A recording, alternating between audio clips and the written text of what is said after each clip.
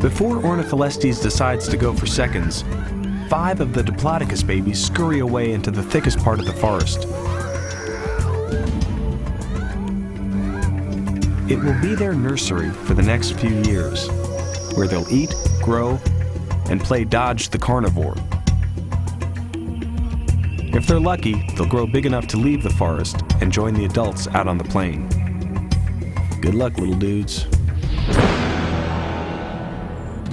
Beneath the canopy created by redwoods as tall as 40-story buildings, the forest floor is covered with the Diplodocus kids menu. Ferns, ferns, and more ferns. Hey, who's there? When you grow at an average of 2,000 pounds a year, you have to eat enough to gain about 6 pounds a day. Like dieting in reverse. Just look at him go. He's like a Jurassic lawnmower. The only problem with growing fat and happy in the forest is the malicious meat-eaters who want a piece of the action. Ornitholestes is in hunting mode again. Our Diplodocus babies hunker down and go dead still. Luckily, they go unnoticed.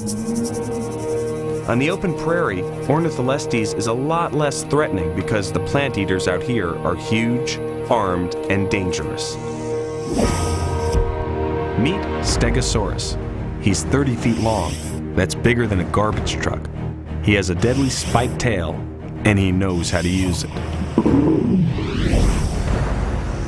Stegosaurus is an herbivore with back plates that work like solar panels to heat him up and cool him down. But the chow-down champs of the Jurassic are the big sauropods, like Diplodocus. When it comes to eating and growing, there's a big difference between people and dinosaurs. We eat, we grow up, we stop growing. Dinosaurs eat, grow up, and keep growing all their lives. So even though the longest Diplodocus fossil proves it was 90 feet, some of them probably grew to 130 feet. Fossils also taught us about their tails. At first, scientists thought their tails dragged on the ground, but no one ever found tail dragging marks in their fossil tracks. So scientists realized that their snake-like tails were really used to balance their long, heavy necks. Hard to believe anything could catch a ride up there. But like a walking aircraft carrier, a Diplodocus back is a flight deck for all kinds of Jurassic flyers. Damselflies land on the dinosaur's deck and feed on smaller insects. And there are also small flying reptiles who depend on Diplodocus for a little damselfly takeout.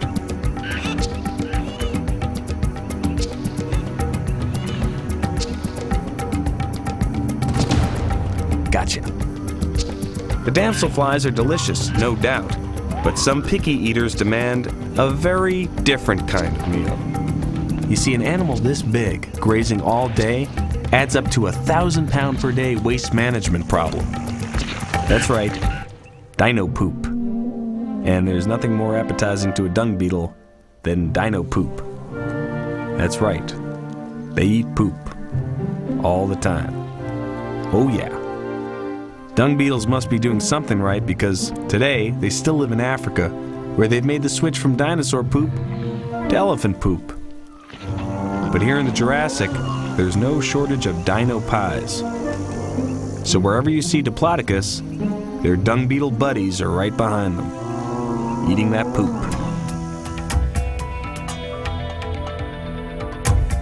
A year later, our 5 Diplodocus babies have formed their own mini-herd and are still living in the safety of the forest. But how safe is it? A canyon, cut by a stream, provides a wide trail into the thick forest. Each Diplodocus is now 10 feet long and weighs as much as a full-grown horse. But even at that size, the group sticks together for safety. What attracts them are the ferns and moss that cover the canyon walls. All this lush greenery stretches down to the prairie. and lures other hungry visitors into the canyon.